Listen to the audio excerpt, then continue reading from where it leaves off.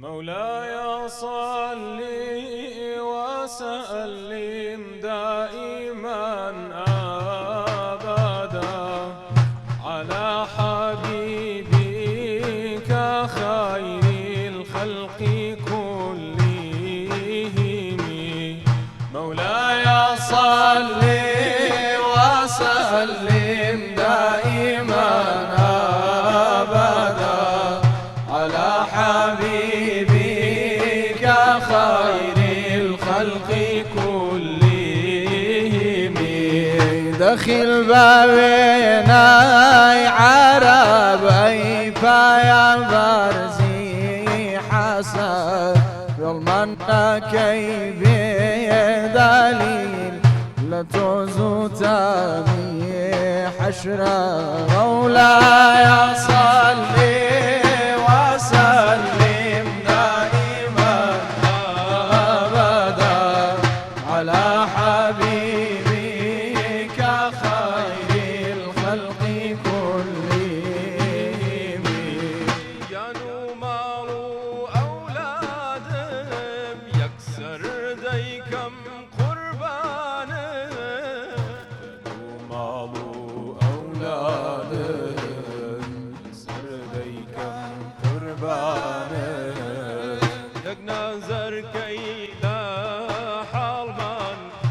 في دنيا وما يحشر به. مولاي صل وسلم دائما أبدا على حبيبك خير الخلق كلهم. محمد بشر وليس كالبشر إنه ياقوتة والناس كالحجر. مولاي صل وسلم دائما أبدا على حبيبك خير الخلق كلهم. وندع عصيان دارم لحالي خم بزارم. وندع عصيان بارم لحالي خم بزارم.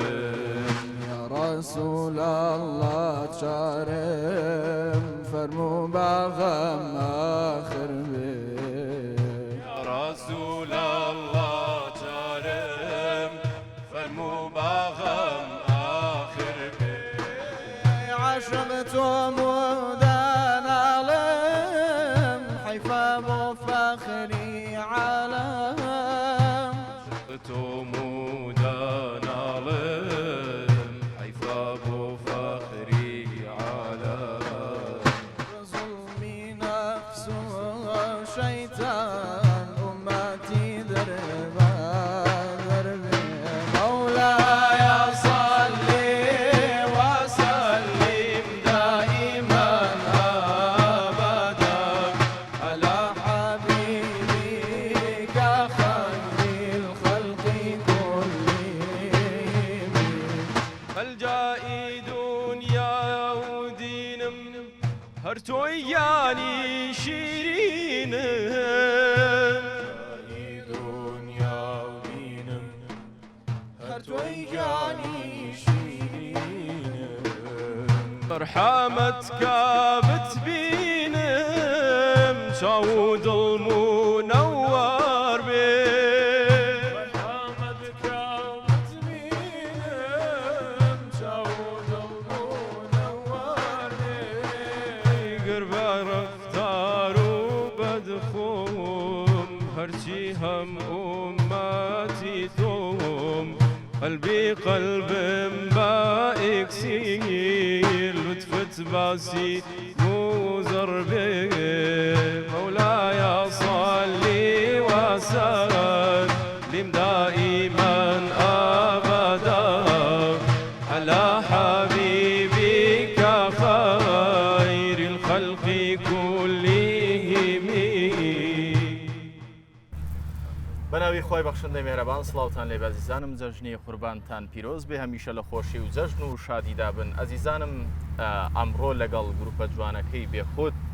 بە خێراتنی هەموو لایەکیان دەکەین لە خزمەتی ئێوەی ئاز و خۆشەویستدا دەبین هەروەها بە میوانداری بەڕێز مامۆستا بیلال کەیوانی یاخوا بەخێر بێن سەرهەد بچاومان مامۆسانی بەڕێز بەخێر بێن هیوادارم تا کۆتایی ئەم بەرنامەیە لەگەڵماندا بمێننەوە لەگەڵ کۆمەڵێک دەڤژەنی بەتوانە هەروەها بە دەنگە خۆشەکانی کاک محەممەد و مامۆستا بیلال کاتێکی خۆش بەسەربەرین و ئەم جەژنە ئاوەدان و ئاوەدان بکەینەوە هەڵبەت کاگە و بەکر هەڵشۆیی هاوکاری خۆشەویستم لەگەڵم دەبێت تا کۆتایی ئەم بەرنمەیە بەیەکەوە پێشکەشی دەکەین کاگە و بەگر فەرمۆ خۆشحاڵەوە کاکارزان جەژن لە تۆش و لە تەواوی ئەو گروپە جوانش پیرۆز بێت ئێمەش بەخێراتیان دەکەین هیوادارین ئەم شەو کەشێکی جەژنانە لەگەڵ ئێوە یا بەسەربەرین لەگەڵ بە هاوکاری کاکارزان ئەم جەژن لە خزمەت ئێوە داین دەمانەوێت کەشێکی جەژنانە بۆ ئێوە بەڕەخسێنین بێگومان کەناڵی ئاسمانی پەیام هەموو جەژنەکان بیر لە ئەو چێژە دەکاتەوە کە بینەری ببەخشێت چۆن بتوانێت کەشێکی ئارام لە جەژندا بۆ میندەرەکانی بەڕەخسێنێت کاکەزان بە خۆشحاڵیەوە تۆش دیارە بواری سیاست تێپەڕاندوو و هاتووی لێ ڕێگەڵەوە دانیشتووی ئەدەبین کەشێکی ئەدەبیانە پێشکەش دەکەین تەوان بە هاوکاری و بە ئیجازەی مامۆستا بیلال تەوان ئەزمونێکی باشیە لەگەڵ ئەو برا بەڕێزانە یاخوا بەخێر بێن با لە جنابەتەوە دەست پێ بکەین دیارە لای هەموو بینەران مامۆستا بیلال ناسراوە بەڵام هەروە جوانترە جەژنە پیرۆزەکانی خۆی بەکێ دەگەێنێ بە ئازیزانی خۆی و چی هەیە بۆم بەرنامەی ئێمە بەناوی خۆی گەورە و میهرەبان پێش هەموو شتێک زۆر بە گەرمی و لە ناخی دڵ و دەروونمەوە پیرۆزبایی جەژنی قوربان لە تەواوی مسلمانان گیان بەگشتی و کوردستان بە تایبەتی و بە تایبەتی تر ستافی خۆشەویستی کە کەناڵی ئاسمانی پەیام کە ڕۆژانێک لێرە لە خزمەتیانە بووین و کەناڵی پەیام گیان بۆچی تایبەتی تر وەڵا لە بەرەوەی یادگاری زۆر خۆ بەمیان نازانی خاڵماڵی نانا هەر بە تاکید من ڕۆژانێک لێرە لە خزمەتی بینەرانی خۆشەویستا بووم و ئێستش کە ئەم برا خۆشەویستانە جارێکی تر ئەبینمەوە بۆ من جێگەی خۆشحاڵیە خۆشحاڵین بە دەخوازم کە ئینشاءڵڵا هەمیشە لە جەژن و خێر و خۆشییا بن داواکارم لە خوای پەروەردگار مسلمانان بە دوور کات لە نەخۆشی و ناخۆشی لە بەڵاو مصیبەت بە دوورمان کا و مێ دەخوازم کە ئینشاءڵڵا ئەوانەی کە ئێستا حالیان گەیشتون بە شوێنی حەقی خۆیان و جێ و شوێنێکیان لە ماڵەکانیانەوە کۆڵە بە خاڵی بەجێهێشتووە ومێ دەخوازم خی پەروەردگار سەبووری بەدڵی ئەوانەش ببەخشێ من زۆر خۆشحاڵم کە ئەم شەو لە خزمەتی ئەم برا خۆشەویستانم لە گروپە جوانەکەی بێخود بە تایبەتی برایانی خۆشەویستم کاک محەممەد ئامانج و کاک محەممەد و کاک دکتۆر ئەلەن و هەروها کاکە بڕوا ئەم خۆشەویست و عەزیزانە کە ناوی یەک بەیشان نازانم مەجینا پێم خۆش بوو ناوی یەک بەیشان بێنم ئینشاءڵڵا کە هەمیشە لە جەژن و خۆشییا بن و بە ئومێدەوەی کە ئینشاءڵڵا ئەم جەژنە بتوانین بە گەربووگوڕی لەگەڵ بینەرانی خۆشەویستا بەڕێ بکەین محەممەدیوەش بەخێر بێن کاک محەممەد مامۆسالەن بەخێر بێن سەر هەردوو چاومان هەڵبەت ڕەنگە وەکو پێشتری شامەژەتان پێکردە پرسیارە هەر عادەتیەن تەقلیدیەن دووبارە بێ پێشوی پرسیارەکە بکەم وازام دەزانی زۆر خۆتان ناساندووە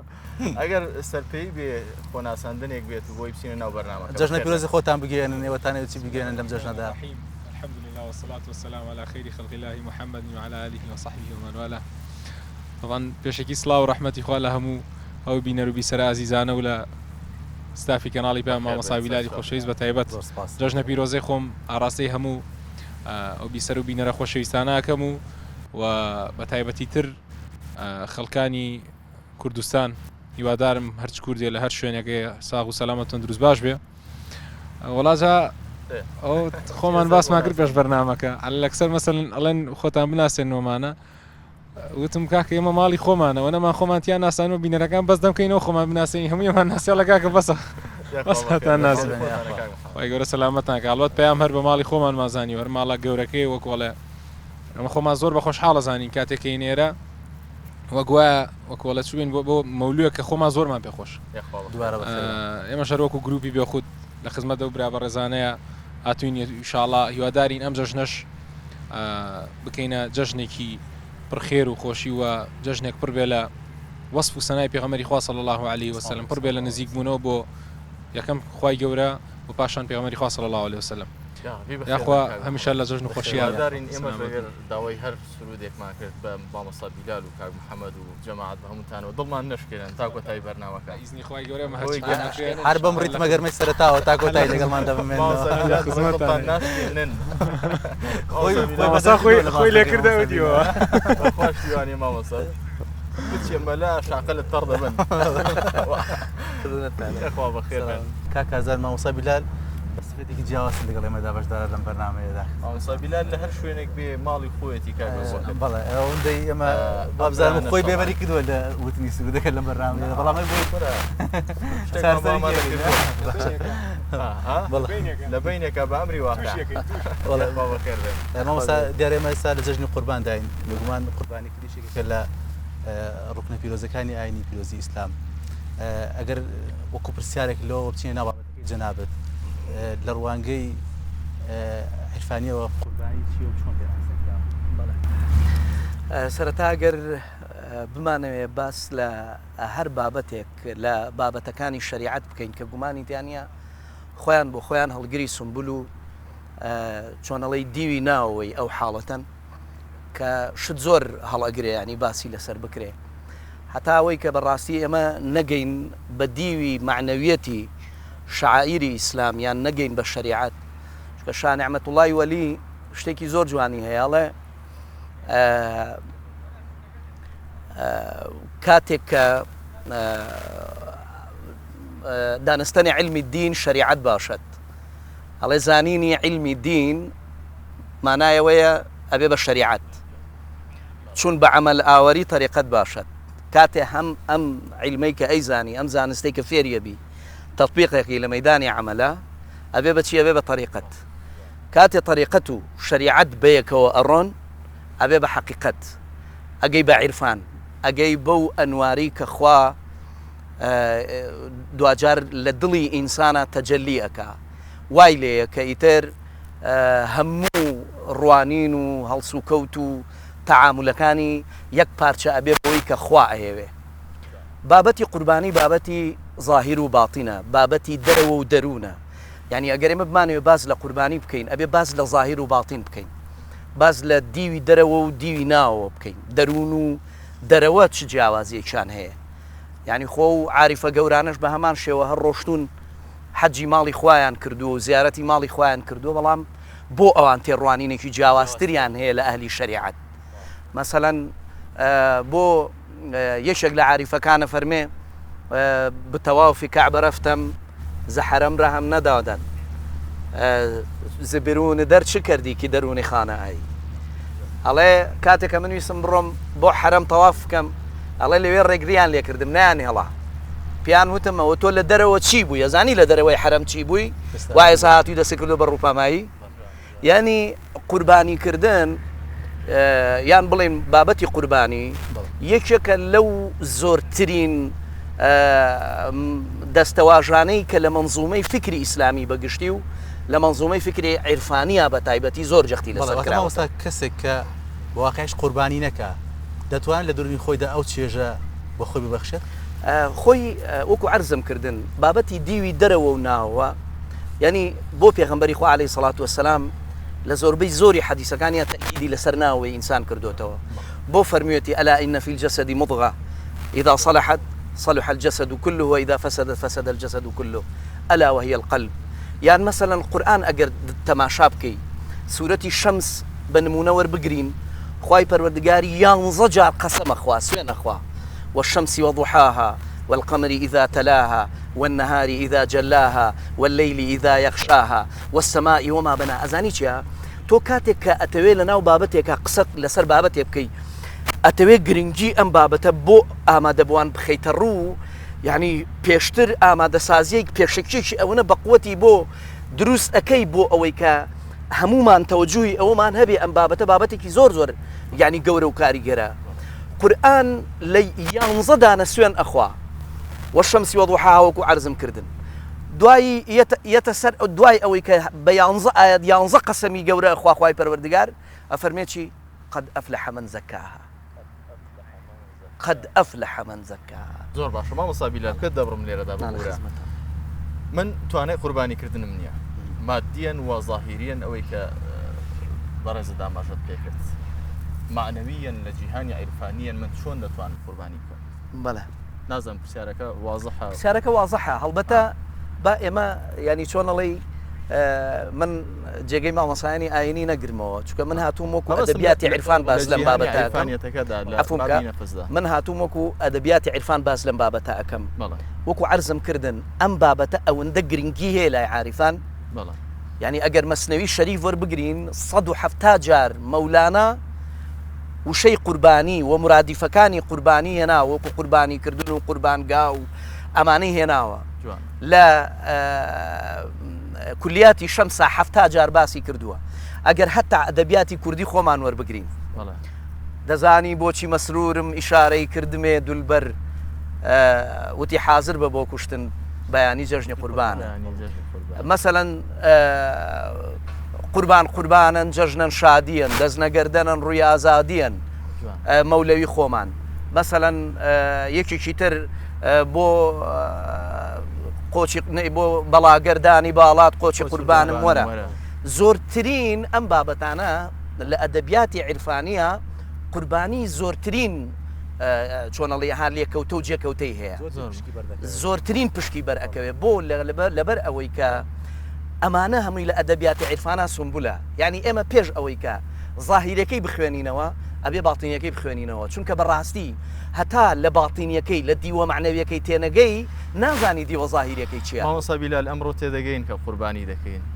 لەو دیوە باڵتینیە تێدەگەین خەڵکانی خۆمان کاتێک کە قوربانی دەکات شتێک لە بابە ظاهیرەکەدا دەکا بە قوربانی لەو دیوە معنەویە تێدەگات ئەگەر تێنەگا شکالەکە لەویا دروستە بێ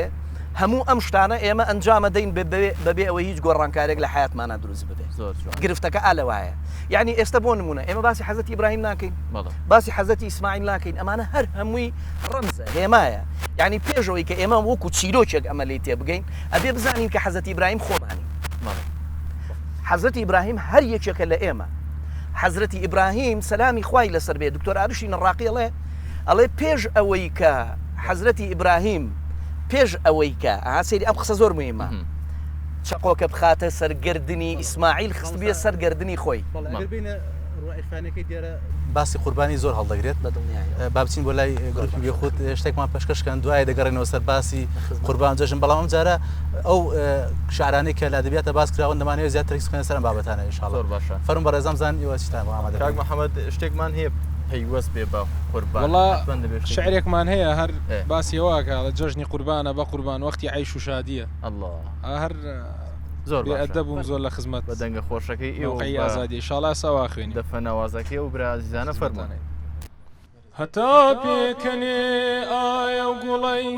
بافووی شنەی نەرمی بار بەیانە هەتا هەڵدەسێ ئایا و کەوەی باقاس بە قاسپی خۆی لا نەسارە بۆی هەناسەی گوڵی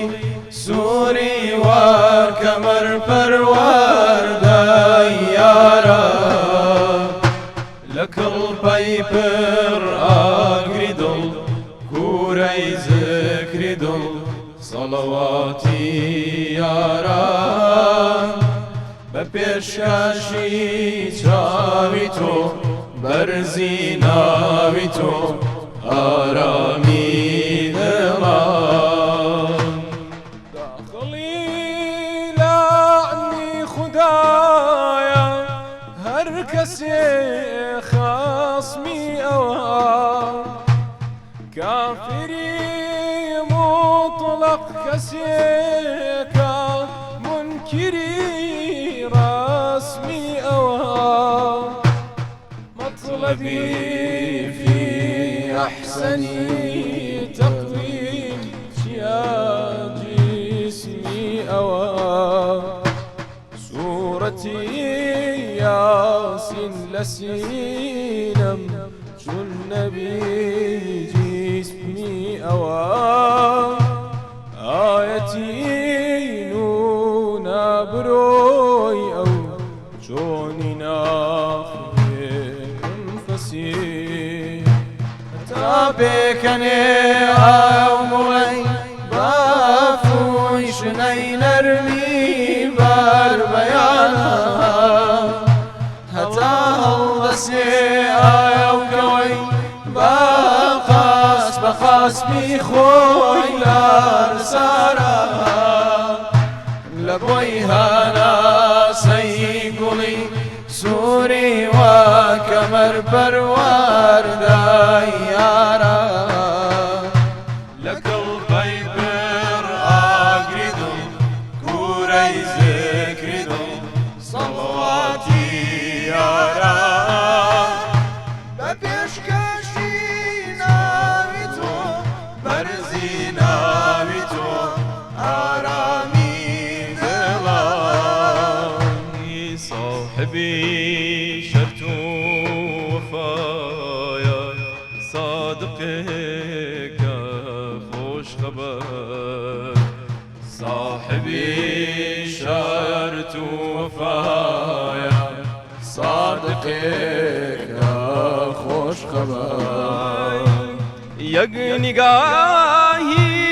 قیمەتی هەردوو جەهانە سەر بەسەر نگاهی قیمەتی هەردوو جیهانە سەر بەسەر جان دەکەم قوربانی چاوی مەستی مازاغەل بەسەر بمکوژی شادم بە کوشتن گەر بکە گاهێ نەزەر چون بەغەم زای چاوەکەینا بێدڵ و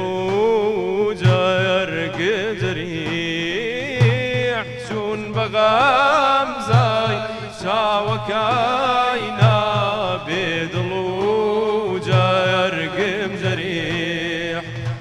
هەتا پێکەنێ ئاو گوڵەی بافوی شنەی نەرمی بەر بەیانە هەتا هەڵدەسێ ئاوکەوەی باقاس بە قاسبی خۆی لە نسارە لە بۆی هەناسەی گوڵی سووری وار کەمەر پەروەردای یارە لە کەڵپەی بڕ ئاگری دڵ کوورەی زکری دڵ سەڵواتی یارە بە پێشکەشی چاوی تۆ بەرزی ناوی تۆ ئارامی دڵە جژنی قوربانە بە قوربان ڕۆژی عایش و شادیە جژنی قوربانە بە قوربان ڕۆژی عایش و شادیە بێئەدەب بووم زۆر لە خێزمەت موقعی ئازادیە بێئەدەب بووم زۆر لە خێزمەت موقعی ئازادیە شەمسی سەرگەردان کەوێڵی کێو و دەشت و وانیا سەد هەزار وادی دەکاتەی ناکەوێ لە وانیا بۆ زیارەت خاکی پاکی مەرقەد و صاحنی ضەریێ هەتا پێکەنێ ئاوڵەی بافوی شنەی نەرمی بەر بەیانە هەتا هەڵدەسێ ئاوکەوەی باقاس بە قاسبی خۆی لەرسارە لە بۆی هەناسەی گوڵی سووری وار کەمەر پەروەردای یارە لە کەڵپەی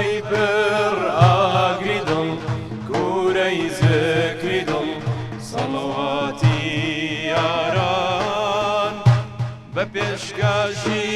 چاوی تۆ بەرزی ناوی تۆ ئارامی دڵە. دەستا خۆش بێت دەنگتان خۆش بێت حەزەکەین تا کۆتەی هەرگیۆمان لێ بەڵام مامۆستا بیلاریش دەبێت کاتی ئەویش نەخۆین ئەویش سەرنجی خۆی هەیە لەسەر عێرفانەت و قوربانی. مامۆستاگە بە کورتی بابەتەکە تەواو کەی نابچینە سەر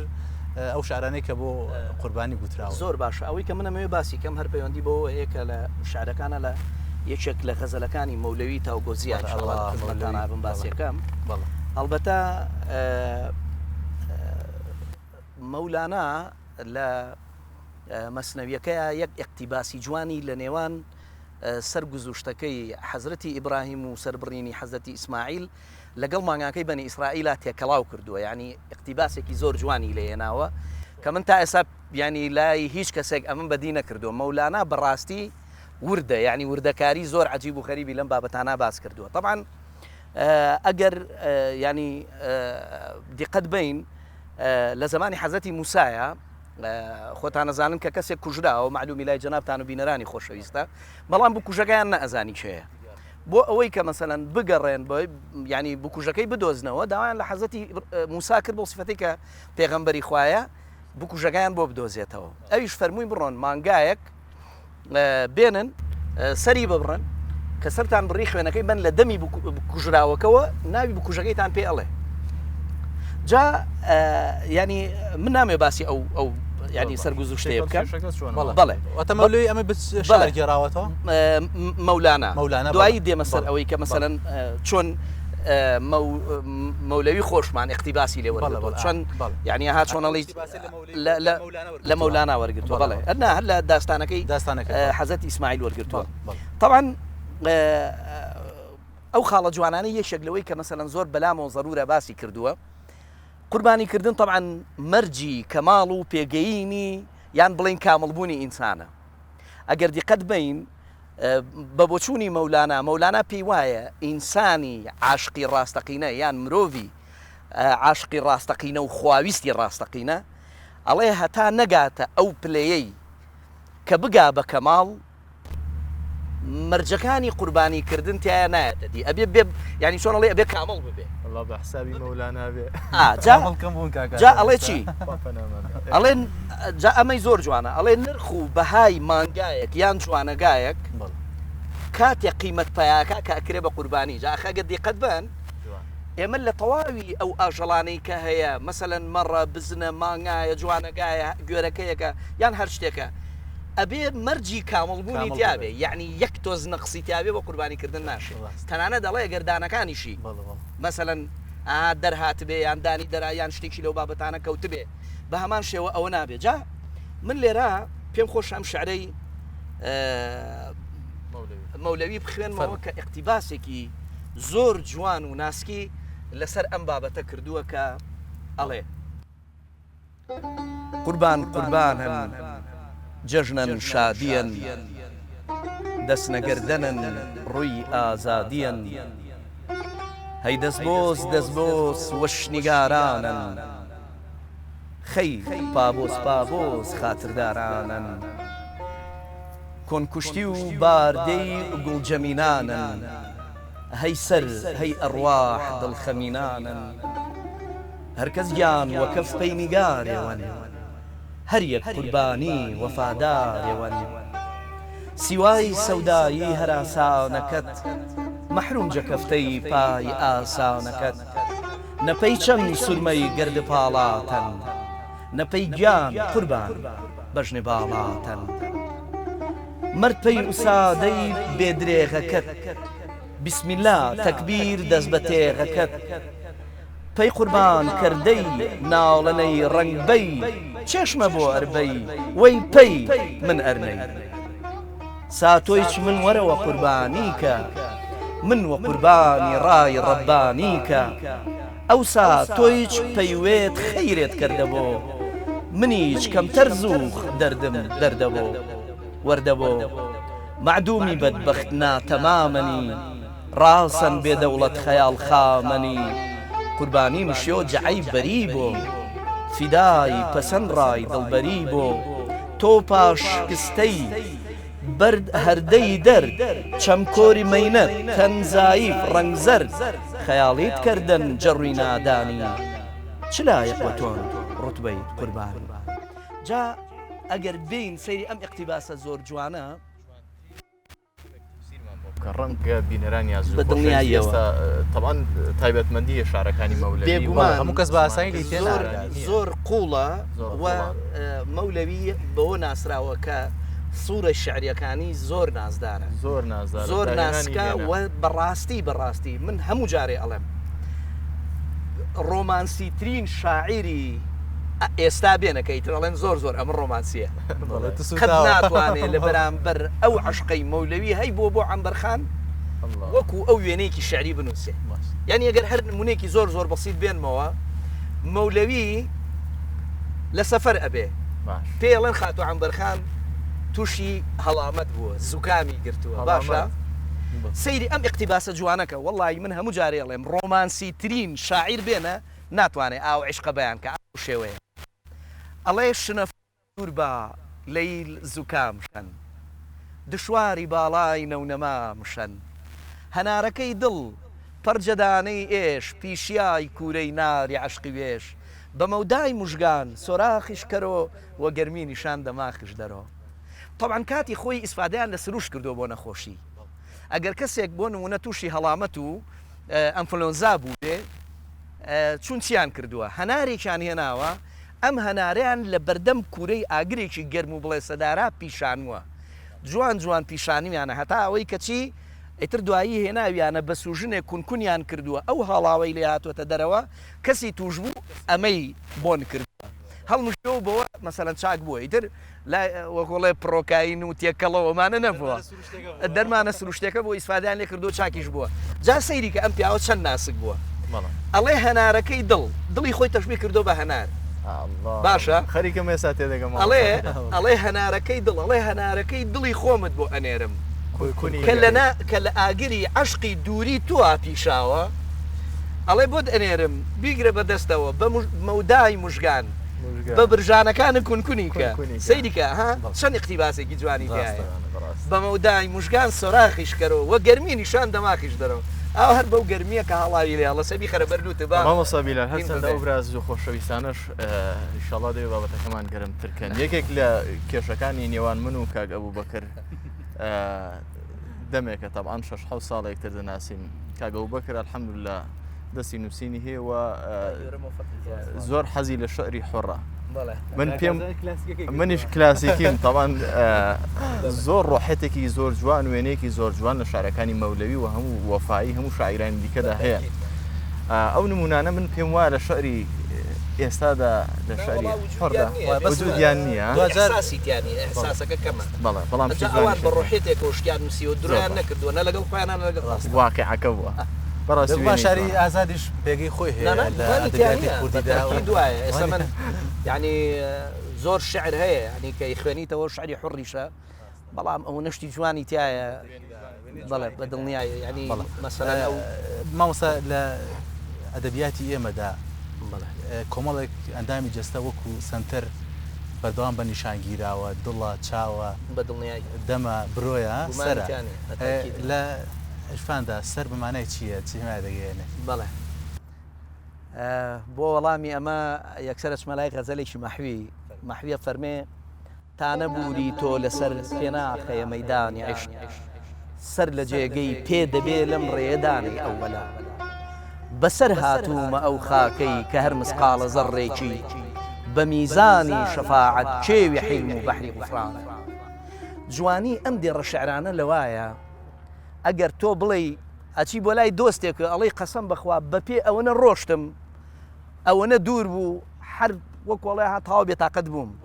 بەڵام مەحوی ئەڵێ منالی ئەڵێ بەسەر هاتوومە ئەو خاکەی کە هەر مسقالە زەڕێکی ئەڵێ من لەسەر سەر هاتم بە لای تۆ سەر لە ئەدەبیاتی عرفانە هێمایە بۆ غرور و لودبەرزی ئینسان مەولەوی خۆمان ئەڵێ ئامەدە ئەم چی سەر نەهەم عشقی تورا بسەر بەرەم ڤەرتو بووگویی هەمچوونەی نەیشت بەرەم ئەفەرمێ من بۆیە هاتووم سرم کە پیرۆستترین شوێنی ئینسانە ئەخرێمە سەر بڵندترین و بەرزترین شوێنی ئینسانە ئەی خەمە کوێ ئەی خەمە وەکوەڵێ کۆتاترین و ژێرپێی تۆ باشە ینی حتا زۆربەی زۆری عورەفا ئەسڵەن یەکێکی وەکو بێخود ئەڵێ من لەوە ئەترسم کاتێک کە تۆ پێ بەسەر چاوی منە ئەنەی ئەترسم برژانەکانم چێ بە قاچی تواو عزیێتە بە ئەمە ئاوا ینی مەسەلەن ئیشانە سەر ئەم بابەتە کردو جا قسەکەی ئێمە لەسەر سەرە سەر هێمایە بۆ ئەدەبیات بۆ غرور و لوودبەرزی ئینسان بۆچی سەر ئەبێ ببڕێ لەبەرەوەی غرور و لوودبەرزی و خۆپەسەندی و خۆ بەزلزانی و ماقوڵیەت و چوزانم هەموو ئەو تعلقاتانەی پێتەوەیە بەهۆی ئەم سەرەوە دێتە وجود هەمووی لێکەیتەوە کاک شێحسێنی شەکاکە هەمووی کە زنزان دەرەجاتی عالی بێ زۆر جوانە فەرمێ سەر بەبێ سەودای سوتێنەر وەک سەهۆڵم بۆ چییە دڵ بەبێ عیلمی لە دونی تاسی چۆڵم بۆ چییە گەر بە گەنجی ڕێگەنە بڕم شان بەشانی سالیکان لەشێکی پیر و پۆسی و چنگێ خۆڵم بۆ چییە چەندە وەصفی نابەجێم کە نامەوێ بێسوو دەلام وەک دەڵێن خۆشە لە دوور دەنگی دەهۆڵم بۆ چییە حاڵی دەروون حاڵی بێحاڵی و نەبوونی وەجد و بێسۆزی دەروون دەروێش بە سارد و سڕی من بۆڵە بۆڵم بۆ چییە کەسی تاالب لە لوب بوو مەخزی ئەم شعرە تێ ئەگا خۆی ئەڵێوا هاتم ئیتر ڕێگەی چەوت و چۆڵم بۆ چییە ئینسان ئەگەر سەری سەودای ئەم عیشقی خوای تیابێ و ئەگەر دڵیشی بەڕاستی پڕ بێ لە ئەوین و تاسەی دیداری معشوق ئیتر باکی بە هیچ شتێک نییە یەشێک لە شاعیرەکان وازانم حەمدیە لە هەموو ئەم بابەتانە وەسڵیان بەلاوە زۆر زۆر مهم بوو پێگەیشتن بە یار بۆیە یەکێ لە شاعیرەکان ئەڵێ مبارەکبادی جەژنم لێ مەکەن کەی من ئەوم جەژنە کە وەسڵم بۆ مویەسەر بێ شەویش بێ و شەوم جەژنە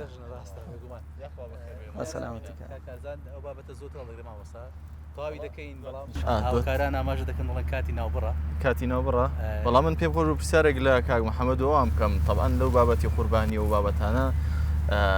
کاک محەممەد من دەمێ بزانم ئێوە بۆچی و گروپەتان ناو لێناوە بێخود طبعاً بەڵام وەڵامەکەتان هەڵگرن با دوای ناوبڕی بێ زۆر باشە بۆ دوای ناوبڕەکە کاک محەممەد ناوبڕێکی وەردەگرین و دەگەڕێنەوە لە دووبارە سڵاوتان لە ببینەرانی عزیز خۆشحاڵین لە بەرنامەی جەژنانە دووبارە بێوە گەشتینەوە هیوادارم ساتێک و کاتێکی خۆش لەگەڵ ئێمەیە بەسەر برن لەم جەژنە پیرۆزەدا دیارە کاکازم بەس لە ناوبڕەکە پرسیارێکت ئاڕاستی گروپی بێخود کرد زانی وەڵامەکەیان چیوە پرسیارەکەی کاک محەممەد دووبارە هاتینەوە لایەوە پرسیارەکە طبعاً بیرتنەوە بەڵێ پرسیارەکە فەرمووت بۆچی گروپەکەتان ناوناوە گروپی بێخود حقەتەن هەر بە ناوی شاعیری گەورەی کورد بێخودەوە هەرمان ناومان ناوە بەڵێ و هەر لە خۆشەویستیەوەی کە ئەو کۆمەڵە شعرێکی زۆری وتۆ بۆ وەسفی پێغەمبەری خوا صلی الله علیه وسلم و لەگەڵ یا بۆ وەکوڵێ خەم خواردن و خەفەت و ئەو هەموو مەراقی کە هەیبوو بۆ پێغەمبەری خوا صلی الله علیه وسلم باشە باوان دەرنەچێت بەم گروپە جوانە بم دەگەڵ خزمەتان لە بەرهەمێکی داوام بێت جوانتر بیڕازێنینەوە خزمەتانە وڵا هۆکاری ئەوە طبعاً گروپەکارەوە بوو جاسەش ئەم بەرهەمێکی شەڵای خوێنین لە خزمەتانە ئەو شعرەکە حتمما شووە بۆ خزمەتی سالار ئەوە شعری بەڵێ ئەوە لەو ڕۆژەوە ڕۆیشتۆ تۆراوە دڵی من ئەوە هی جەنابی بێخودە ئەم جارە شعرێکە خوێنین پێش ناوبڕەکە مامۆستا بیلال ئەو تۆزێکی فەرمووە فەرمێ بەسەر هاتوومە ئەو خاکەی بکەوە مسقالە زەڕێکی بە میزانی شەفاعەت بسم الله ئەو دیمەنە جوانە بۆ دەنگە خۆشە مامۆستا بیلال شەوگاری داوری مەرقەدت سۆز و کزای هەناو سەما بۆ جارێتر زیارەتت عزیزەکەم هەر تا سەما ذکر و تەهلیل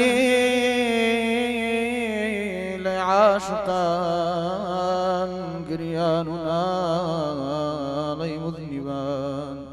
فرمێسکی شەوقی عارفان ئەڕژا بەدامان لەو دەما تۆ مەرهەم بنێ بەڕووی زمان يا رسول الله غرقي غم بحري عصيان يا رسول الله بوكر دوم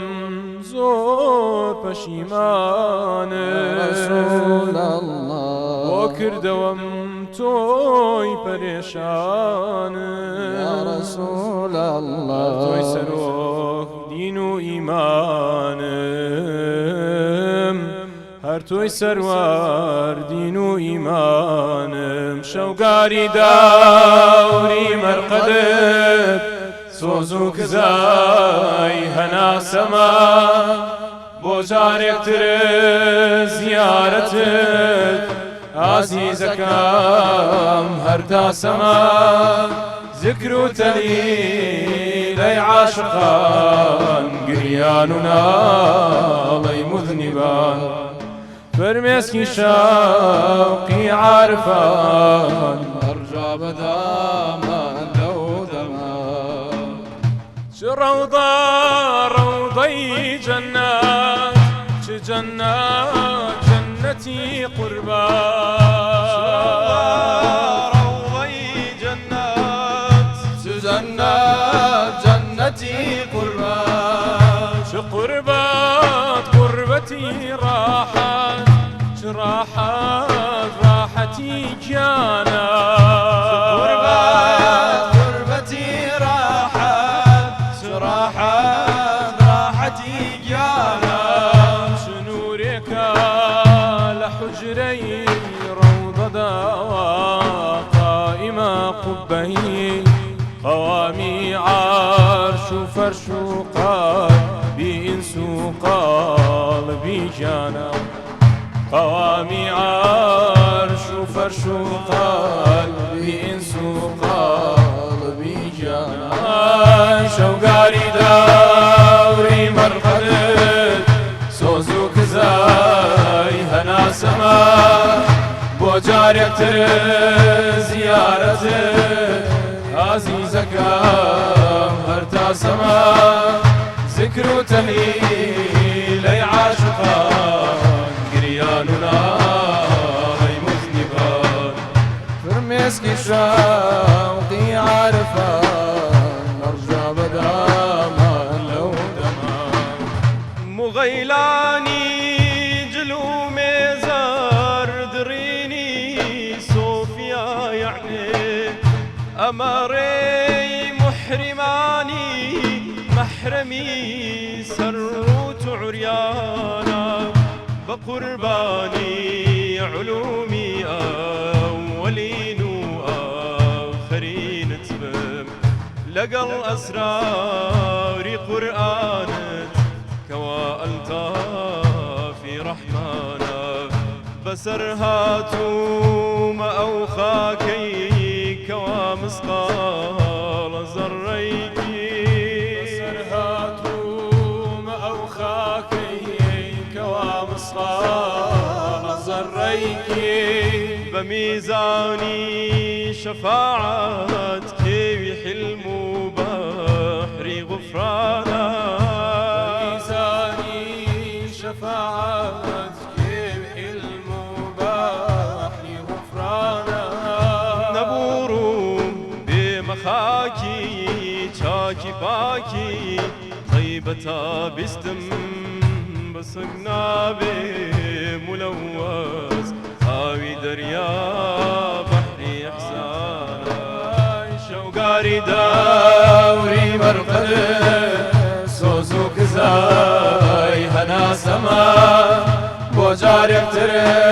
زيارتك عزيزكم هردا سما ذكر تليل أي عاشقان قرياننا لي مذنبان فرمسكي شوقي عارفان أرجع بداما لو دمان يا أخوة بخير بينوا بسر هاتوما هالمسخار زريشي بميزان شفاعت كيوي حلم بحري غفرانا ألا أي نفسي بم آسا هتاكي حرسي بيرانا ئەلا ئەی نەفسی بووم ئاسا هەرسی وێرانە لەگەڵم عاشق بازانە بڕۆ ئازانە بازانە مسلمان لێرەمانی خانومانت هەر نەمان دێنێ پەشیمان بە کە دەرمانی نەمانت مایەی مانە بڵا بۆ کوندەبوو بێ مفتی مشک و ماری کەندوو بێ خەتیرەی گەنجی وێرانە زەخیرەی کونجی کاشانە بەقیەی عمری زایع گەر مرادت پێتە دارەک بێ حیاتی مەککەت و مەوتی مەدینەت جەبری نوقسانە چ مەککە داروبەردی قاعیدەی ئەرکانی ئیسلامە چ تەیبە ما و خاکی مائیدەی ئەنواری ئیمانە فیداکاری تەن و جان بە لە ئاسانی هەراسان بە کە داغ و دەردی ڕێگەی مەککە باغ و دەردی ئەربەردانە ئەگەر چی ڕێگە خاکی خوێنە داروبەردی ئێسقانە نیشانەی تیری ڕێگەی عەشقە ئەم ئێسقانە سپیانە وتم داخۆ چییە سوور و سپی تێکەڵ کە تێفکریم سەراسەر کەلەی وشتر لە بالەب خوێنی ئینسانە بڵێ بەم ڕێگە جەمازە جامبازە کە ڕۆژ و شەو دەکا سەیر و سلوکی دائیمەن سەر خۆش و مەستانە ئەسیری سلسیلەی بەندی مەهاری سەرقەتارت بم کە دەمکێشێتە ڕەوزەی حەی وەکو مەجنونی دێوانە چ ڕەوزە ڕەوزەی جەنەت چ جەنەت جەنەتی قوربەت چ قوربەت قوربەتی ڕاحەت چ ڕاحەت ڕاحەتی گیانە قەسیدەکە زۆر زۆر دوور و درێژە بەڵام من حەز ناکەم کاتتان بەڵکێشمان دەکەن بڵێ دا هەر چۆن پێ ناسەکراوە تەماشا لەم قەسیدە ئەم هەموو وێنە جوانە دروست کراوە لە ڕۆزەیە لە مەکەیە لە مەدینەیە مسلمانان بۆ بینینی لەیلاکان چوون بۆ حەج یاخود بۆ بینینی ئەو لەیلایی کە تاریخەتی حەقی نیشانداوە ماوەسا جا بۆ ئەوە شێخی بەهایی شعرێکی زۆر زۆر جوانی هەیە طبعاً شێخی بەهایی عارفێکی زۆر زۆر گەورە بووە ئەڵێ ئەوەی کە مەسەلەن سەبارەت بە پرسیارەکەی جەنابە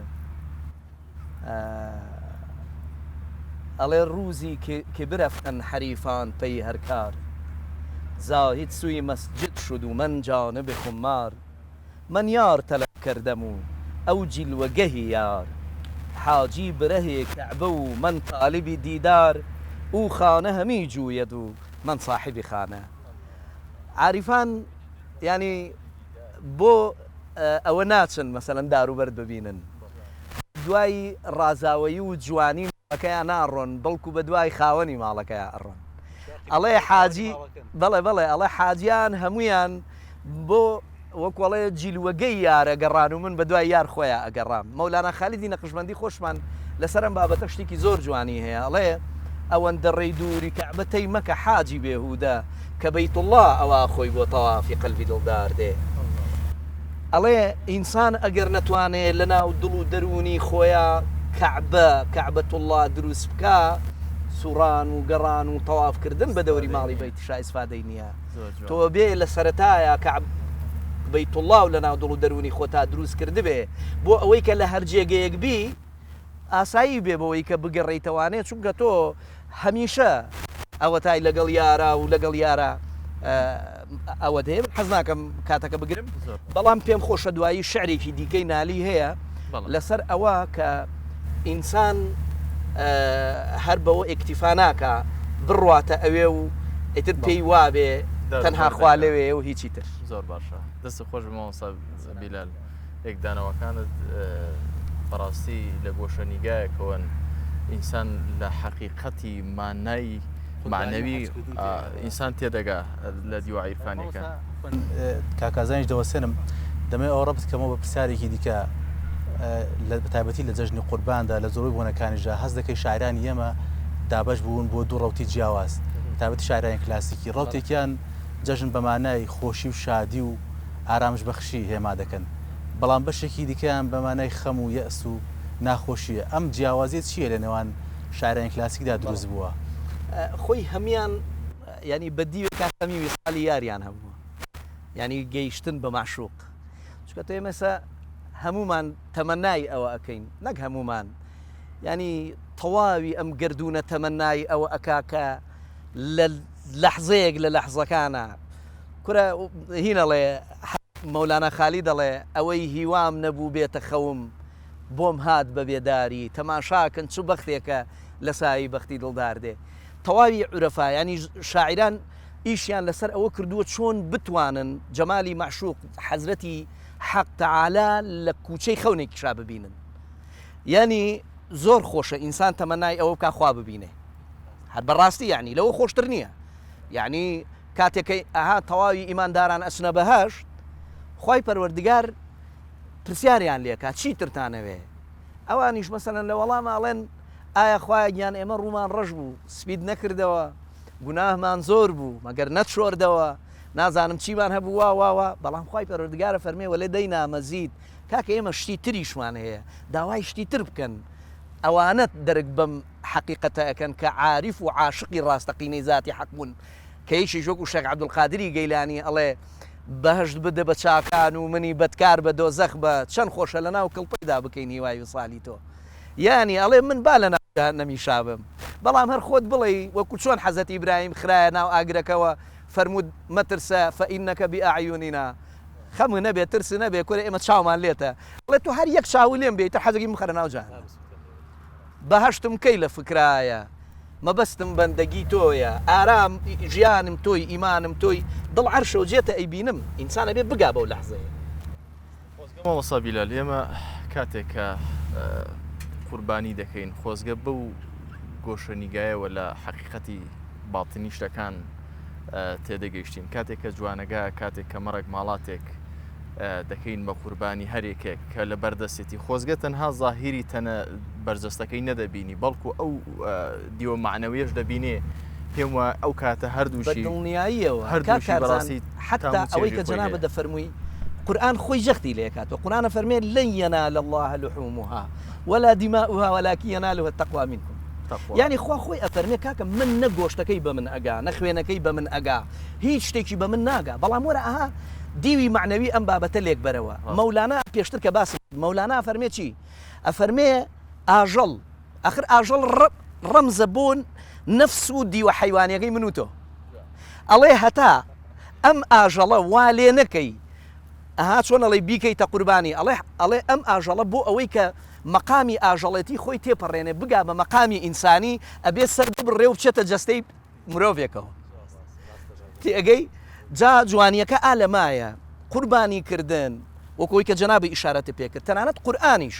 ئاماژە بەوە ئەکا ئەڵێ ئەمانەی هیچی ناگا بە من تەنها ئەو بابەتەی ئەگا بە من کە تەقوایە تەقواش چییە؟ تەقوا یعنی ڕشد و پێگەیشتن و باڵاکردنی ئینسان یعنی ئەمەی کە ئێمە ئاژەڵێک لە مەقامی ئاژەڵی بوونی خۆیەوە دێتە مەقامی ئینسانیەت ئێمەی ئینسانیش لە مەقامی ئینسانی بوونی خۆمانەوە سەرکەوین بۆ مەقامێکی بەرزتر و بەڵندتر لەم سەردەمەدا سەوای لێ هاتووە لەگەڵ سەربڕینی ئاژەڵەکەی چاوان لەوەیە چۆن کەبابەکەی بەڵێ دڵنیاییەوە جایستا زۆر یاسان کراوە کاگە و بەکرد نازانم ئەتر ئەمە بابی فقهەکەی دێ دەگەڕین و کەسانی هین دەڵێ سێ بەش بەشێک بۆ خۆت بەشەکەی تری بۆ کەسە نزیکەکانت بەشەکەی تری بۆ خەڵکی فەقیر و ینی تەرکیزەکە تەنها لەسەر زاهیری بابەتەکەی من زۆر لەم بەرنامەیەدا حەزم کرد کە بینەران ئەوانەی کێسا چاویان لە ئەم براز و خۆشەویستانەیە تەرکیزیان بۆ سەر دیوە معنەویەکەی بچێت خوا ئێمە کە قوربانی دەکەین ئەوەی کە لە بەردەستمانە جارێک کە دیڵێمەوە ئەو جوانەگە بە ئێمە وەک مامۆستا بیلال فەرمووی ئەو جوانەگە حیوانی کە لە ناخماندایە کە سەر کێشمان دەکات پەلکێشمان دەکات بۆ خراپە و زۆر جاروانمان لێ دەکات لە ژیان مەیوز بین ناومێد بین لە ژیان بە ئەمە لەگەڵی سەر ببڕین بۆی کە ساتێک کەس بەخۆش بکەین ناوەنەکەی ناگەی بە مەقامی ناگەیت زۆر باشە گروپە جوانەکەی بێخود مامۆستا بیلال کاک محەممەد بەڕاستی ئەمە هەتاوەکو بەیانی ئەگەر گوێلی ئەوە بگرین هەر وەڕاست نابین بەڕاستی کە ئێوە دووشتان بێکەوەکۆ کردوتەوە وی مامۆستا بیلال شی کردەوە دەخەکان ئێمە تیان دەگەین ئێستا لە ئەدەبیات اونجا ئەو دەنگە خۆشی ئێوەش هاتۆتە سەر خی گەورە مەفەق و پایدارتان کە بزانین دەخواست چی دیکەی خۆشتان هەیە بۆ ئێمە وڵا بابەتێکمان حاضر کردووە بابەتان هەر باسی دڵبەرە بەڵێ باسی پێغەمبەری خوا صلی الله علیه و سلم مەقسەد بەیتەکە شەر ئەوەیە خزمەتانە بین و ببینی فەرموو دلبر وي دلبر دلبر ونبي دلبر ونبي باري عاشقي بي معشوق نبي بي معشوق نبي دلبر وي دلبر دلبر ونبي دلبر ونبي باري عاشقي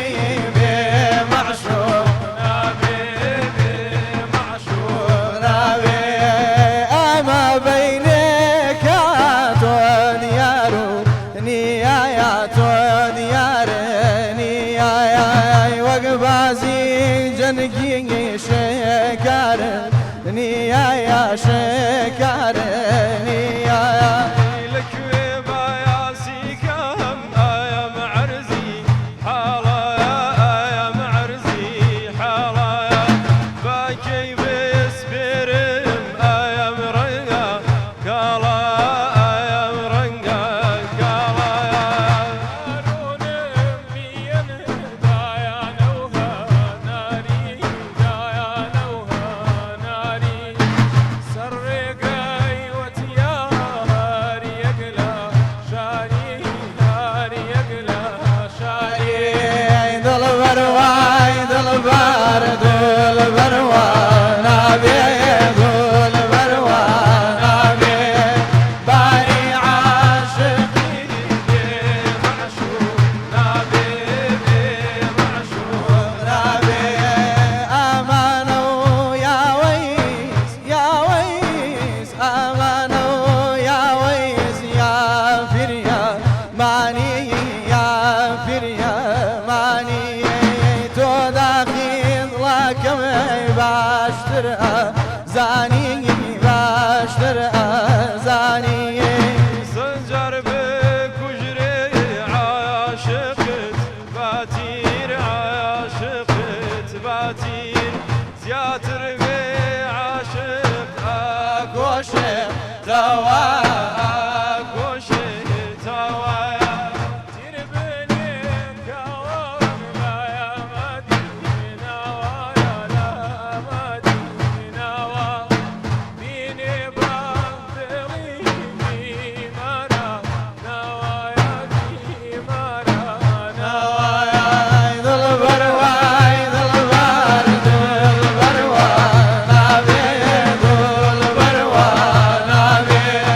باري عاشقي بمعشوق نبي بمعشوق نبي دلبر وي دلبر دلبر سا وكم دلبر سا وكم فيري شو بيدار ساحر خي زكم ساحر خي زكايا تولا ما يدينا بالليلة بكاس بالليلة بكاس حاكمنا برسي بمردر دوكتاس بمردر دوكتاس وزقاب يا بوايا جاريت رحلته وزقاب يا بوايا جاريت رحلته جاوم بك يا وتا بمرقديتو جاوم بك يا وتا بمرقديتو عزيز هوي عزيز هوي يعني شيرين عزيز هوي يعني شيرين لخوام دوايا جارب البين يا رسول الله جاري تربية ربين هرماهن حالم باشيوة هرماهن عالم باشيوة شون هلال شوي أبروي توي فيوا شون هلال شوي أبروي توي فيوا عزيز هوي يعني شيرين عزيز هوي يعني شيرين لخوام داوايا جاري بدبينم يا رسول الله جاري بدبينم شاوي تو مصداق ما زاغ البصر شاوي تو مصداق ما زاغ البصر خود ياري كردوا بوشق القمر خود ياري كردوا بوشق القمر عزيز هوي يعني شيرين عزيز هوي يعني شيرين لخوام دوايا جاري بدبين يا رسول الله جاري بدبين روح بافيداي شهدي كلامك بافيداي شهدي كلامك جي شقي صدر وقربان موري سرشانك جي شقي صدر موري سرشانك في داي شيء وتبهم شي شيرين شيوي ناس دايران تو قشت دوابي عزيز هوي يعني شيرين عزيز هوي يعني شيرين لخوام دوايا جاري بدبين يا رسول الله جاري بدبين بێنەوە دەنگتان خۆش بێ دەستی ئەم گروپە جوانش خۆش بێ پێشینان وتنی ڕەحمەت دەداک و بابخێر خاوەخێ بێنەوە ڕاستی ڕۆح ئاوێتە دەبێت لەگەڵ کاکارزان دەبەرەوەی کاتی بەرنامەدا وەرگرم تۆزێ بڵێ مامۆستا بیلال حەزی دەکرد بەڵێ دیارە وردەوە دەبەرەوە کۆتایی دەچین پێم ئەوەندە کاتەی ماوە بە دای بنێن بۆ بەسەراتی خۆش و جەژنانەوەی مامۆستا بیلال تۆزە لە عیرفان دوورکەوینەوە وەڵا لە خزمەتانە مامۆستا بیلال بەسەراتی خۆش چی هەیە لە ژیانی وەڵی ڕۆژانەی بەسەراتی تۆدا تۆ دڵنیا وەکو میدیاکارێ وەکو هودەرمەندێ وەکو عارفشتی بەسەر هاتووە وەڵاش بەتاکید بەزێکێک لەوانە کە ئێستا لە خەیاڵمان بێ خزمێکمان هەیە کوڕێکی گەنجە ئیتراوە و کۆڵی زۆر تەسیرمان لەسەری هەبوو کاتی خۆی بڵین مەسەلەن بۆی کە نوێش بکاوە شوێن مزگەوت کاوانە تازە دەستی کردبوو بە نوێژ ئەو کاتە کە مزگەوتەکان بە شێوەیەکی گشتی تەوان پیرەکان لە پێشەوە بوون وانە کە دوای نوێژەکە تەواوە بوو ورد دوشتەکانە خوێنرا بە دەنگی بەرزووانە ئیتر سێ لا ئیلاهە ئیلەڵایە نەکرد ئەنجا هەرێکە و لە لای خۆیەوە سەڵاواتێکیە مەسەڵی شێگەی و سەیدی عالەم محەممەد صلى الله عليه وآله وسلم یەکێکی تری ئەشرەفی عالەم محەممەد ئەم فەقیری ژووی زانی بوو ئەبێ ئەمی شتێ بڵێ یەکەم جاری بوو چوو بۆ ئەوێ وڵی تر کە ئاوا سێریشی کرد هەرێکی شتێکی وتو ئەویش دوی کوورە لە بێخەبەران کەشکەک سەڵاوات وڵا خۆش بووە ڕاستی وڵا لاوشی بێخەبەرتر خۆی ڕاستەوەڵە ئێمە بە بەڕێزدا ئێوە چیتان لایە بەسەراتی خۆشیەوە ئیسێ لە خاڵتمدا هەیە کاک دکتۆرە لەند کاک محەممەد بەسەراتی خۆش چییە؟ هەموو جارە ڕۆیە شتە پێشەوەی کە بچینە بەرنمەیەک وەجبەیەک قەسیدە دانین بیخوێنین دەفژەنەکان ڕێەکەوین لەگەڵ یانە کە جەماعەت ئەم قەسیدە ناخوێنین ئەمڕۆ ئاگاتان لێ بێومانە دوایی کە قەسیدەکانە هیچی ئەوە نیە داماوانێت تر بخوێن حبەسێن ئێستا ئەم شەو 2023 ڕوویایوانێ حالێن لەم قەسیدەی ئەخیر کەوتمانە ئەو شتە ڕوویە یعنی چاوەڕێی شتێ بوون تەنسیقتان باشە لە گروپەکە یاوانێم شارەزان ڕاتون لەگەڵمان ینی فێر بوون بە وەزعەکە ئازانن کە ڕێک ناکەی ڕاستە کاکارزان وابزانم تۆش بەسەراتی خۆشت لایە زۆر باشە فەرموو کاک محەممەد ئەوەی کاگەلە فەرمووی بە فعلی مەسەلەن چەند جارە بووە مەسەلەن هەر ئێستام قەسیدەی کۆتا جاری وایە تۆ ئاوازەکان زۆرن لە ئاوازێکەوە نەقڵە بیتە سەر ئاوازێکی تر هەر بۆیە لە سەر ئاوازە بەردەوامە بیتە ئەویش وەکۆ لە حەقی خۆی پێی ئەین جاری وایە لە سوتفەی واشتی زۆر زۆر خۆش ڕوویە ئەسڵ ینی ئەوەی ئاخیر ئامادەتان نەکرد بوو ینی ڕاستەخۆ ئەوەی ئەوڵ ئامادە بوو بەس ئەوەی دوێنێتر نەقڵ ئامادەتان نەکرد هەسپا پێ نەکردووە دەستان خۆش بێت بەشتان ساغ بیاخوا کاکەزم بەڵکی من تۆ زۆر لێک نزیکین دەڕووی ئێستا لە هەر وەکو کێشەوە زۆرێک نزیکن مامۆستا بیلال بەسراتێکی خۆشی لە کاتی سەردەی بوومەلەرزە زۆرەکانە بابەمان گێڕێتەوە بەزانم چی بەسەراتوە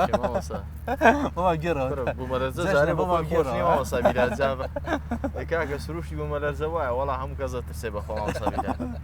وەڵا لێرە بووم لە ژووری سەڵ بووم لای کاک ئەحمەد کەریم بووم تەوان پێڵاوماندا نابوو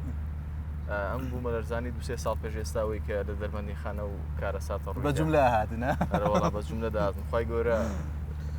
شتی وا ڕوو نەداتەوە ئینشاءالله وەڵا هەر ئەوەندەم زانی ئەحمەد کەریم ئاوای کە دەستی خستە سەر مێزەکە وتی بوومەلەرزە نەبوو وەڵا جاری دووەم کە ئاوا ڕای دەکان ئیتر یەکترمان نەبینێ ڕاکەوە دەرەوە هەرێکەوە لەڕێگەم من نعلەکەم لێبەجێمە ئەحمەد کەریم ئەوەی کردەوە بەهین بنوکتە دڵە تۆ لە تەساگای لەسەر هەیە من بەرنامەی ماڵی عاریفان مەکرد دەستپێداییشم داوت کردبوو وتم کاک ئەحمەد پرسیارم لێ کرد وتم سەبارەت بەم دنیای عیرفان و هینە هەڵی چی ئەویش حەپەسا ئەوە نە جوان وتی وەڵی مامەسا خۆی زۆر قوڵە خۆزگە ئێستا کاکەمەد خۆی لێرامەتەوە بەڕاستی ئەوتی بەڕاستی ئەیتە هەر ئەهێنا و ئەی برد خۆی ئەمە ئیتە قوڵە بیتەوە و مامەسا قوڵە و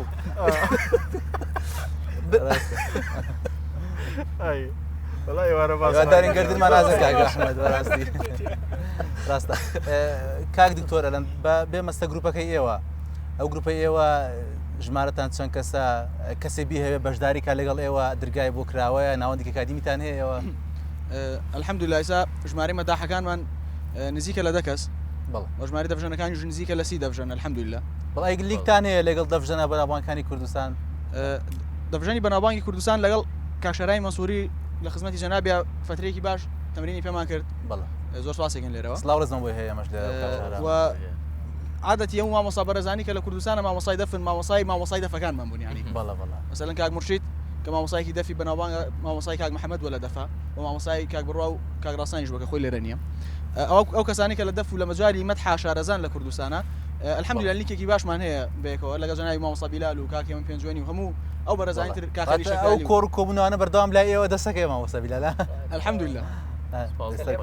دەست پێکەین ئەس کەسێکیش بێتە ناو گروپەکەمان ڕاستی انشاءالله قرارە دوای جەژن انشاءالله دەورەیەک بکەینەوە دەورێکی دەف بکەینەوانێ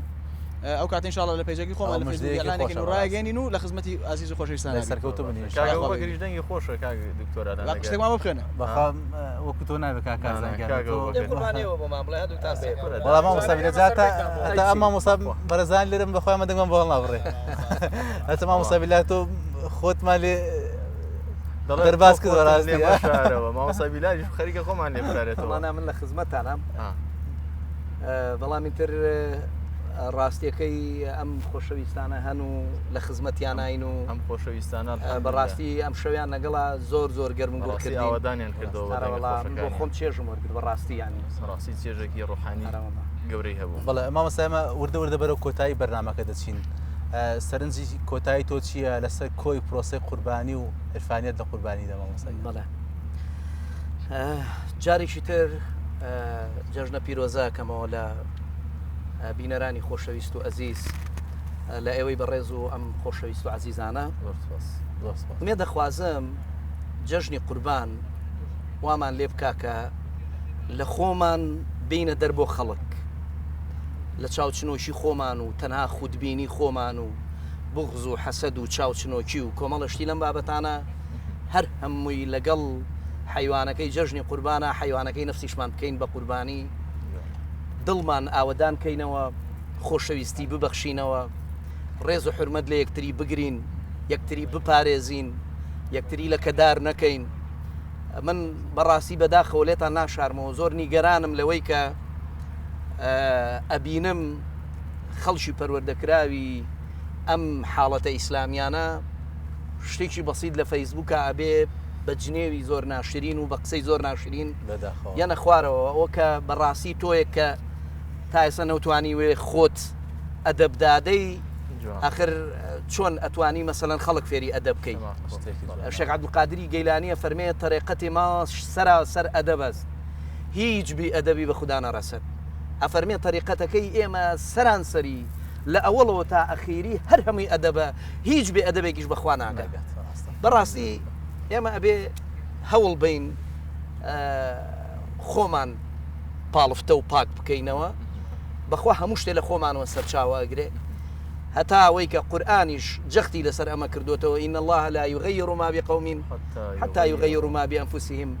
من ئەمە ئەڵێم هەمومان ناڕازین لەم کەشوهەوایی کە ئێستا لەم وڵاتی ئێمە تێپەڕێ هەمووتان بێتاقەتن هەمووتان نیگەرانن هەمووتان ناخۆشحاڵن بەوەی کە ئێستا هەیە بەڵام ئەگەر ئەتانەوێ ئەمە بگۆڕێ خۆتان بگۆڕ یاخوا بەخێر دەستەکانت خۆش بێ کاگە بەکرد جوانەکە ڕاستیان کاتمان چەند ماوە شتێک کاتمەوە دەستەوە ماوەش بەسەر دەبین لە قسەی خۆشی گروپە جوانەکەی بێخود و لەگەڵ دەست پەنجەی ئەوانە بەڵام بەڕاستی ئێمە ئەوزام حەقی ئەمانەشمان خوا جژنە پیرۆزیان نەکرد نوێنەرێکیان دانەناوە لای ئێوە جژنە پیرۆزیان کرد پێم خۆشە لە زۆر جار الحەمدلله لە هەموو شوێنێک لە سانەوە پێنجی شوێنەکان ئەو پێنجەم هێشتا بۆی ئەگەر نەکا شوێنێک بەس الحەمدلله لە سانەوە پێنج شوێنەکان باسم کردووە کە سەرکەوتنی گروپی بێخود بە دەڤژەنەکانی نەوێتی ینی بە کوردیەکەی ناتوانانی بڵێ دەڤژەن و مەداح بەڵکو ئەتوانی بڵێ هەردووکیان پێکەوە ینی ئەم دووشتەش دووشتی جیاواز دوو کەسی دوو شخصی جیاواز نین دەڤژەن هەرچەنە دەفی بە قووەت بێ ئەتوانێت دەفی خۆی عەزفکە لە پارچەیەکە پێوترێ پارچەیەکی مۆسیقی زیاتری پێ ناوترێت مەدا هەرچەند سەوتی خۆش بێ ئەو سەریشی لێ بگرێ لە کۆتای هەر پێڵێن مەقامێکی خوێند کەس نا لە شتێکی خۆشی بەڵام کاتێک ئەم دوانە تێکەڵەکەی ئەڵێ قەسیدە و مناجات بۆیە مەدا هەرچەند سەوتی خۆش بێ دەڤژەن تەواویەکە دەڤژەن هەرچەند دەست و پەنجەی باش و جوان و نەرم بێ مەداح تەواویەکە دوانەیەکی لێکدانەبراون ڕەحمەت لێ ئێمەش هەر دەستخۆشی کردومانە 50 زایدێکی بۆ ئەوە ئەوانیش بووە ڕەحمەتان لێبێ جا لە لای ڕاستەوە زۆر دەستخۆشی لە هەمویانەکەم و برابەردان کاک بڕوا کاک لاس کاکە ڕۆژ جا لەو سەرەوە کاک محەممەد پشتیوان کاک ڕاوێش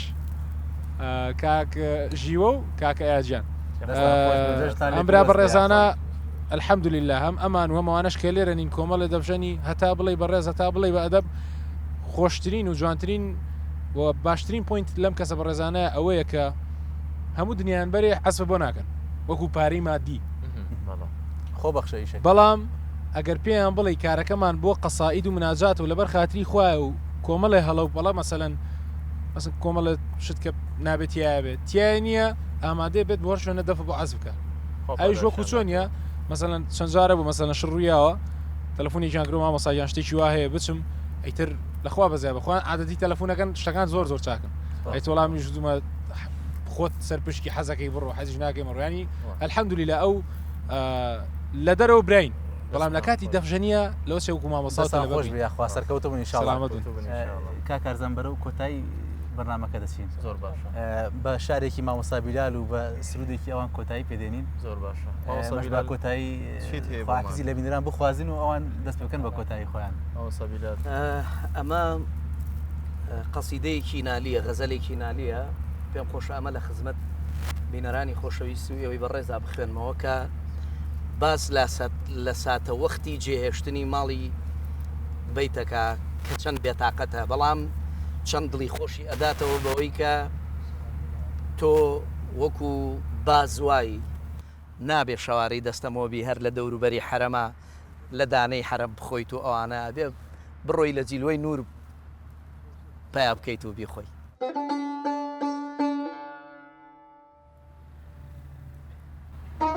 وەی کە ڕوو زەردی مەدینە و ڕووسیای مەککە خۆڵی وەی کە ڕوو زەردی مەدینە و ڕووسیای مەککە خۆم دەرکرا و دەربەدەر یاڕە دەخیلی یافی تۆم دەفتەری ئەعمالی من بێ قەترێکی ڕەحمەتت کەی بەسەد زەمزەم سیاهی نوقتەیەکی لێ دەشۆم کعبەی شراقی وەکو خورشیدە من چاوم ضعیف کعبەی شراقی وەکو خورشیدە من چاوم ضعیف لێم بووە ڕۆشن کە بعدی قوربە قوربی بعدە بوو بۆ جیواری حەق لە هەرجێ صدقی نیەت کافیە بۆ جیواری حەق لە هەرجێ صدقی نیەت کافیە من لە بەیت الله ئینشەڵڵا بئیزنی الله لێم حرامە دانە و ئاوی حەماماتی حەرەم يم حرام دانە و ئاوی حەماماتی حرم من کە بازی دیدەبازم نەکشەوارەی دەستەم تابەکەی وەک ڕاویە و وەک سانیەی سێپەلشکاو بێتەواف و سەعی و عەمرە هەر بخەوم و هەر بخۆم من لەوانم چیکەوە ئەهلی وەسیلە و مەسئەلەن عامیل و ناچار و مەعزوور هەر بڵێن هەر بێنە بێن خەوفی من لێرە لەبەر زۆری گوناهە یەک بەسەد خەوفی من لەبەر زۆری گوناهە یەک بەسەد گەرچی عاسی و مزنیبم ئەمما مقر و بێدرۆ شادومانی بێوەفایە یاری تێری و مەستیە شادومانی بێوەفایە یاری تێری و مەستیە یاری تنگانەم غەمە یا هەر غەمی خۆم خۆم بخۆم لا مەدەنالی لە ئەمباری جیرایەی ساڵحان گەرچی ببیە خۆشەچینی دانەی خەرمانە خەوزان کاتەکەمان تەواو بوو وڵا بەرەو کۆتای ڕێنکا کارزان ئازیزان و خۆشەویستانم دووبارە و دەبارە و هەزار بارە جەژنی قوربانتان پیرۆز بێ هەمیشە لە خۆش و هەمیشە لە خۆشی و لە جەژن و شادیدا بن داواکارین لە خوای گەورە و میهرەبان ئەم جەژنە بە خێر و خۆشی بکەن وڵاتمان کوردستانی شێوا و ئاڵۆزمان ئەم جەژنە ببێتە هۆیەوەی کەوە ئاشەوایی باڵ بشێشێ بەسەر هەموو ئەو ناتەبایانەی کە لە وڵاتەکەماندا هەیە مێدەوارین ئەم جەژنی قوربانە هەرێکێک لە تاکەکانی ئەم کۆمەڵگا بە هەموو چین و توێژەکان وەکو باسکرا ئەو هەستە حیوانی کە لە ناخیدا هەیە لەگەڵ قوربان سەری ببڕێت و تاوەکو هەمومان لەگەڵ یەکتر ئەمین و ئەمان و تەباو ڕەبابین جارێکی دیکە بەخێر بێنەوە فەرموون دووبارە بەخێر بێنەوە خۆشحاڵ بووین ئەم شەو میوانداریەوەمان کرد بینرانی ئازیز دووبارە ئێمەش خۆشحاڵ بووین کە لە خزمەت ئێوەدا بووین دەمەوێت لێرە بەڕاستی ماندووبوونی ئەو ستافە بەڕێزە ون نەکرێت کە لە پشتی کامێڕاکان لەگەڵ ئێمەدا بەشدارن ئەو بەڕێزانی کە ئیشی بەرەمێنانی ئەم بەرنامەیان لە ئەستۆ گرتووە دووبارە دەستخۆشییان لێ دەکەین بە سرودێکی کۆتایی گروپی بێخود کۆتایی بە بەرنامەکەمان دێنین کاکەزان دووبارە جەژن لە تۆش پیرۆز بێ لێرە بەتە ناکەوتوینەوە دووارە جەژنتان پیرۆز سەلام جەژنانەی نارد جەژتان پیرۆز بێ یاخوا دووبارە سپاس بۆ ئامادەبوونتان فەرموون ئێوە و کۆتایی بە بەرنامەکە بێنین صلاة الله يا سلام الله يا على روحي رسول الله صلاة الله يا سلام الله لسرجاني حبيب الله صلاة الله يا سلام الله يا على روحي رسول الله صلاة الله يا سلام الله لسرجاني حبيب الله اي قلم قرباني نوكد بيم دبيرانو صحته بفتار وكوحاتا يم دبشكينا خزيني جوهري أسرار صلاة الله يا سلام الله يا على روحي رسول الله صلاة الله يا سلام الله لسرجاني حبيب الله لبحري علمي وحدة الدار لدي لا في هنرمندي بحري علمي وحدة الدار لدي لا في هنرمندي نجيقي أقلب بيرون ريقي نوت خبو قفتار نجيقي أقلب بيرون ريقي نوت خبو قفتار كهر أقلي خيالي كر لبحري فكر داخنك كهر نطقه بياني كر رضا وكجيق قصدي ما ير صلاة الله يا سلام الله يا على روحي رسول الله صلاة الله يا سلام الله لسرجاني حبيب الله كلام هوشت بسر خوبي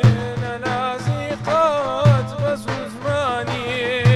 كلام هوشت لسر خوبي نازقات بدو زماني زمانة لا يلا لمباسا ننوسي شوكتي جبار زمانة لا يلا لمباسا ننوسي شوكتي جبار فقد سادي بشوكا بيو بريشا قوهري تحرير بنوسا ويصفو أوصافي رسولي أحمدي مختار صلاة الله يا سلام الله على روحي رسول الله صلاة الله يا سلام الله لسرجاني حبيب الله طلب مردان نطقي دا جوابي دا موافر موي بهج عقل نشيني خرافاتون كي إزهار كسوا لنوري حام بدستي حام يا بوبي كسوا بدستي حام لنوري حام يا بوبي كسوا كصدر روحون أمين بوي بيت خزمتك يا صلاة الله يا سلام الله على روحي رسول الله صلاة الله يا سلام الله لسرجاني حبيب الله أخ سوابي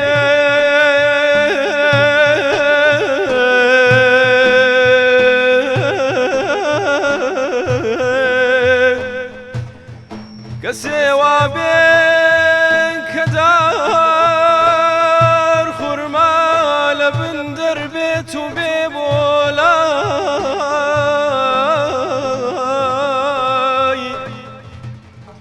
كسوا بين